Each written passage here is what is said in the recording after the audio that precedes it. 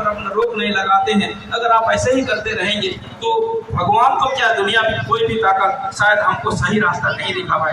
हमारे महापुरुष इन्होंने अपनी जान लगा दी, जो बिरसा मुंडा इन्होंने 25 साल की उम्र में अपनी जान लगा दी, और आज इनको जो संबोधित किया जाता है भगवान बिरसा मुंडा, वो ऐसे ही नहीं किया जाता। टट्टे बाबा को आज हम करते हैं, इन्होंने अपनी कुर्बानी दी है, पूरी जान की कुर्बानी दी है, तब जाके हमारे समाज के लिए उन्होंने इतना किया है, तब आज हम यहाँ खड़े हैं। ये महापुरुषों ने अगर अपनी जिंदगी जी होती, उन्होंने सिर्फ अपने लिए सोचा होता कि मैं अपनी जिंदगी जी लूं, बाकी क्या करना है, तो यकीन मानिए साथियों हम यहाँ नहीं होते। बाबा साहब भीमराव अंबेडकर ने अगर अपने 4 बच्चों की कुर्बानी नहीं दी होती, अपनी पत्नी की कुर्बानी नहीं दी होती, तो वो आज इतना पढ़ाई लिखाई विदेश में करके आज यहाँ संविधान नहीं लिखे होते। अगर उन्होंने संविधान लिखा है तो पूरे दुनिया के लिए उन्होंने कभी छोटा, कभी बड़ा, कभी किसी को अलग नहीं किया, सबके लिए एक जैसे रास्ता बनाया है, उन्होंने कभी भेदभाव नहीं किया। और जब हमारे लिए वो रास्ते हैं तो चलने में क्या बुराई है, हमको उनके साथ में चलना चाहिए। उनके जो कुर्बानियां हैं, उन्होंने जो अपने जीवन में अर्पण किया है, निछावर किया है, उसके बदौलत हम अगर आज यहाँ पर हैं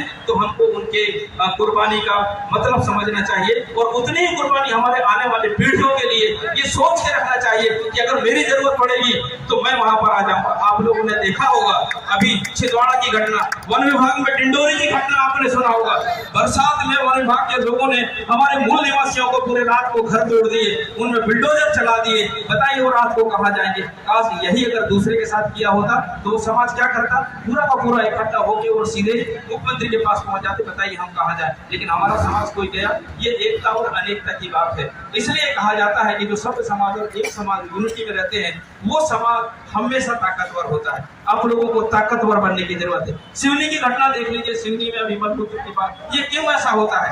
अनुच्छेद 46 हमको पूरी तरह से प्रोटेक्शन देता है। आप लोगों ने सुना होगा एट्रोसिटी एक्ट। एट्रोसिटी एक्ट में हमारी सारी व्यवस्थाएं हैं, उसका जब आप एक बार देखेंगे तो 49 तरह की व्यवस्थाएं हैं उसमें एक एक करके लिखा है। अगर आपको किसी ने कुछ कह दिया और अगर गलत तरीके से कहा है तो आपको कोर्ट में उसका पैसा मिलता है, और आपको केस लड़ने के लिए भी आपको गवर्नमेंट जो है उसमें पैसा देता है।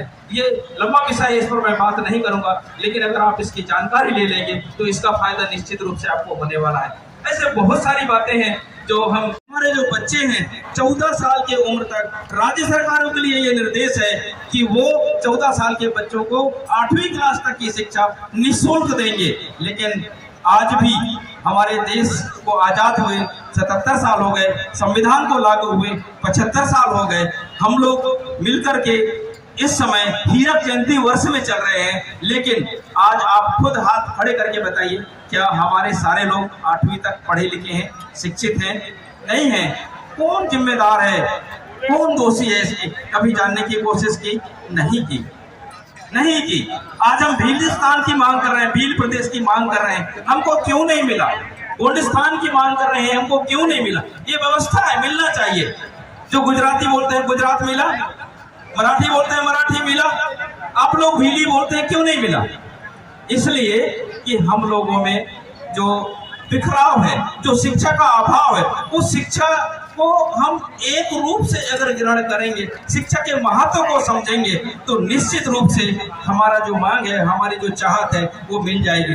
एक बात में अवसर कैसे दिया जाए, उसके लिए ये दिन निर्धारित किया गया है। और तब से लेके आज तक, आज 2025 है, 1994 से लेके आज तक 7 साल वो, और 25वां है तो ये 25 साल, इस तरह से लगातार 32 सालों से पूरा विश्व इस त्योहार को मना रहा है। आप लोग बड़े भाग्यशाली हैं कि यहाँ पर आए हुए हैं और इसके साक्षी बने हुए हैं। दुनिया के प्रत्येक देशों में आज इस दिवस को सेलिब्रेट किया जा रहा है। अब मैं बताना चाहता हूँ कि इसको कैसे बराबरी पर लाया जा सकता है। उसके लिए हमारे देश में 1950 26 जनवरी को संविधान लागू हुआ है, और संविधान जब लागू हुआ है, संविधान जब बना है, तो इस संविधान में सभी लोगों को अधिकार दिए हुए हैं, लेकिन हम मूल निवासियों को अधिकार ही नहीं विशेषाधिकार दिए हुए हैं। और ये विशेषाधिकार आपको कहाँ मिलते हैं? 13 काम में मिलते हैं, जो आपकी रूढ़िवादी व्यवस्था है, परंपरा है, व्यवस्था है। हमारे लोग पढ़ नहीं पाते थे, इसलिए विश्व आदिवासी दिवस को अगर हमको सही मायने में जानना है तो 3-4 चीजों पर ध्यान देना होगा। एक तो ये ध्यान देना होगा कि हमारे जो बच्चे पढ़ाई को छोड़ के नशाखोरी की तरफ जा रहे हैं, वो अपने से पी रहे हैं या पिलाए जा रहे हैं, आप लोगों को समझना पड़ेगा, है ना। इसको छोड़िए, ये आपको साथ कभी नहीं देने वाला है। शिक्षा की ओर आप ध्यान दीजिए, बच्चे पढ़ना जरूरी है। जीवन में मुश्किल होते हुए भी अपनी खुशी से हम गीत गाते हैं।